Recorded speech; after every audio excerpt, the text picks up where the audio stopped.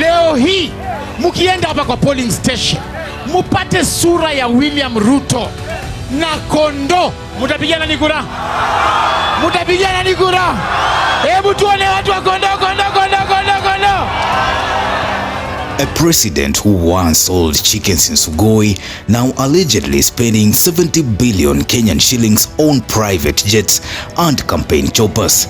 Rigathi Gachagua didn't just drop an accusation, he threw a grenade at Kenya's political conscience. He claims Ruto dispatched a secret delegation, including military officers, to Vietnam to procure 2 luxury jets and 8 helicopters for what he calls a flying campaign circus ahead of 2027.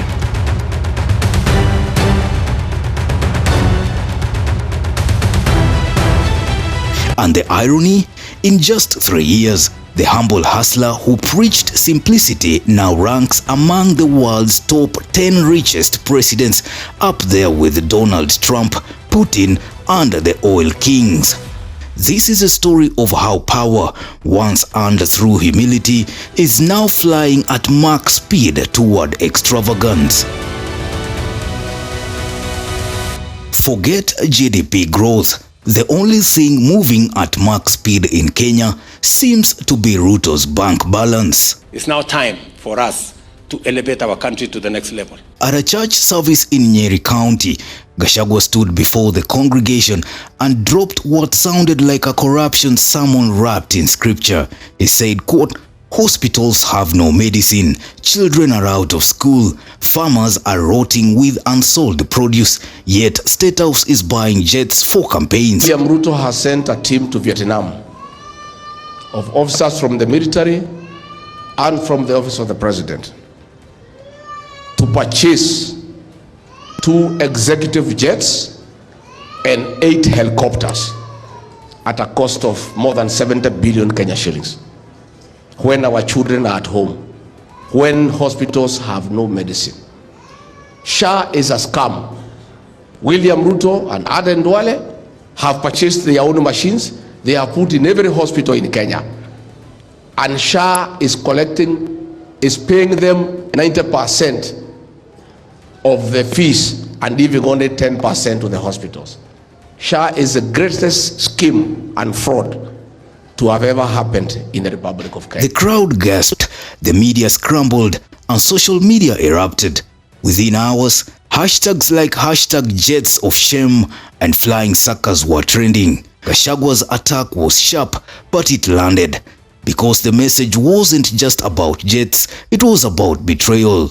Ruto had built his entire brand on the story of the hustler who beat the system. Now, that same hustler is being painted as the system itself, rich, aloof, and airborne. 3 years ago, Ruto was campaigning on a hustler narrative, selling a dream of bottom-up economics. Today, international finance trackers list him among the world's richest heads of state, with wealth reportedly in the billions. From chicken pens to presidential jets, that's not growth, that's a metamorphosis. So when Gachagua accuses him of using 70 billion Kenyan shillings for new aircraft, the story writes itself, the hustler who flew too high.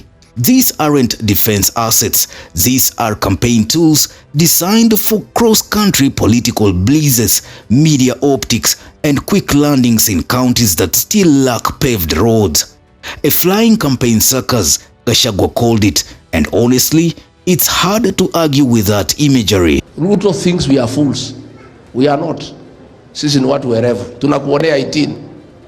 Tukuwe mnoe. Behind the attack lies a bigger strategy.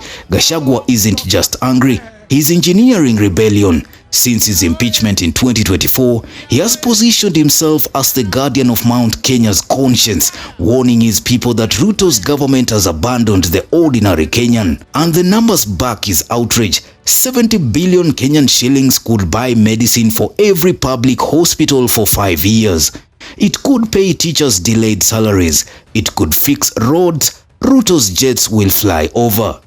But instead, if the claim is true, it's being spent on luxury mobility for power retention, a textbook case of misplaced priorities in African governance. I have had a conversation with our former Prime Minister Raila Odinga on how we are going to move this country from a third world country to a first world country. I have engaged my brother, former President Uhuru Kenyatta, on how we are going to move this country from a third world country to a first world country. I have engaged many, including Gideon Moi recently, on how we are going to move this country from a third world country to a first world country. But as of October 12th, the government has offered no denial, no confirmation, just silence. The Vietnam link is not random. The country's state firms like Viettel and Petrol Vietnam Aviation build affordable military and civilian aircraft, often 30% cheaper than Western options. Kenya has quietly bought drones and military tech from Asia before. So yes, this procurement route looks plausible and politically convenient. You don't go to Vietnam for sightseeing. You go for a deal that is quiet, discreet, and hard to trace. Whether the jets exist or not, the damage is already airborne. In the public eye, Ruto's image has shifted from the hustler who shared chapati with boda riders to the tycoon president who dines with billionaires. Gachagua's timing was strategic. Drop the bomb in church before cameras and let the people decide who is still one of them. He's framing Ruto as the man who forgot his origins, a billionaire pretending to be a hustler. Every scandal adds fuel. Every silence from State House sounds like guilt. And if the 2027 election becomes a war between the billionaire president and the betrayed hustlers, the political skies could turn stormy very fast.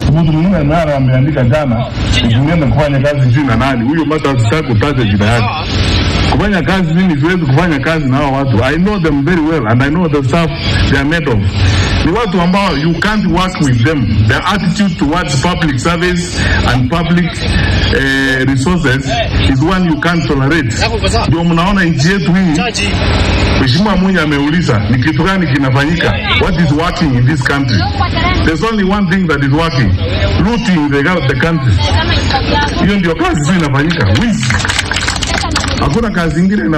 At this point, there's no hard evidence, only allegations, figures, and political timing. But in Kenya, perception often beats proof. If a whistleblower surfaces or a parliamentary report confirms any of this, it could be the scandal that defines Ruto's presidency. If not, it still cements a dangerous narrative that the man who rose from chicken feathers now lives in clouds, literally and metaphorically. Because in Kenya, power doesn't change men, it teaches them to fly higher, even when the people who built them are still grounded. What do you think? Do you think Ruto can afford these jets and the choppers for 2027 general election? Drop your comments. Newsroom, Maisha TV, Ushabi Jr.